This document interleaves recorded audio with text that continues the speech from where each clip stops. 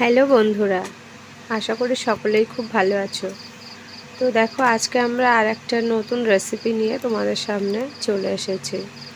আজকে আমি তোমাদেরকে বানিয়ে দেখাবো ভেন্ডি আলু দিয়ে সর্ষে রান্না, মানে সর্ষে দিয়ে ভেন্ডি আলু রান্না।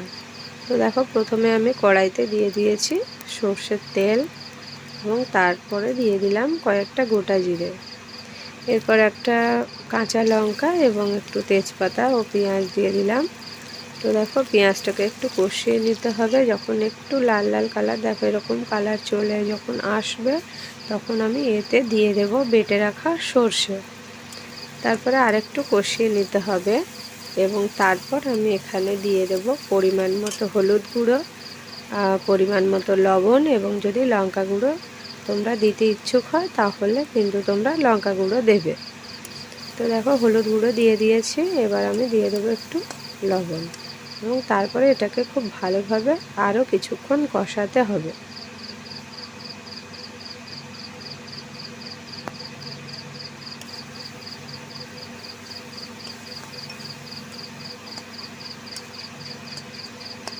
তো দেখো, যখন এই পর্যায়ে চলে এসেছে তখন আমি এখানে দিয়ে দিয়েছি কেটে রাখা আলু এবং ভেন্ডিগুলো আমি এখানে একসাথে দিয়ে দেব। তারপর এটাকে আরও বেশ কিছুক্ষণ একটু ভাজা ভাজা টাইপের করে নিতে হবে।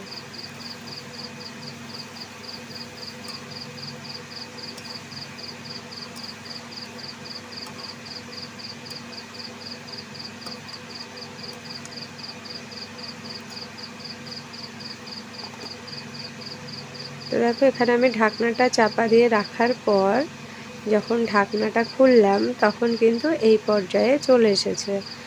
তার মানে এটা একটু হালকা ভাজা ভাজা টাইপের হয়ে গেছে এবং কড়ায় হালকা লেগে যাচ্ছে। তো আমি এখানে এবার এবার অ্যাড করব পরিমাণ মতো জল, অর্থাৎ হালকা পরিমাণে একটু জল দেব যাতে এটা কষাতে আমার সুবিধা হয় এবং আলু বা ভেন্ডি তো গলেই যাবে, কিন্তু আলুগুলো যাতে শক্ত না থাকে তার জন্য কিন্তু এটাকে খুব সুন্দর করে একটু কষিয়ে নিতে হবে। তো দেখো, ঢাকনাটা দিতে হবে এবং বারবার খুলে দেখতে হবে যাতে না পুড়ে যায়। তো দেখো, আমি কিন্তু ঢাকনাটা খুলে বারবার দেখছি যে এটা ঠিকঠাক আছে কিনা। তো এই কালারটা দেখছো কত সুন্দর এসেছে কালারটা। তো দেখো, এবার কিন্তু একটু কড়াইতে লেগে লেগে যাচ্ছে, অর্থাৎ কি আমার কষানো কিন্তু প্রায় কমপ্লিট। তো কষানো হয়ে গেলে এখানে আমি পরিমাণ মতো জল দিয়ে দেবো, অর্থাৎ আমি এই ভেন্ডি আলুতে যে পরিমাণ জলটা ইউজ করবো। তো দেখো, আলুগুলো শক্ত আছে কিনা সেটা কিন্তু তোমরা একটু দেখে নিও। যদি আলু শক্ত থাকে তাহলে একটু সামান্য জল দিয়ে আর একটু কষে দেবে। তো দেখো, এই পর্যায়ে যখন চলে আসবে তখন কিন্তু আমরা যতটা গ্রেভি রাখতে চাই তরকারিতে ততটা পরিমাণ কিন্তু আমরা তার থেকে একটু বেশি দেব, যেহেতু জলটা একটু কমে যাবে। তো সেই পরিমাণে আমি এখানে জলটা ইউজ করব। তো দেখো, এখন এই যে ফুটছে, এবার আমি দিয়ে দিয়েছি জিরে মরিচের পেস্ট, আর সাথে আমার তরকারিও কিন্তু রেডি হয়ে গেছে। তো কেমন লাগলো সকলে কমেন্টে অবশ্যই জানিও। Thank you.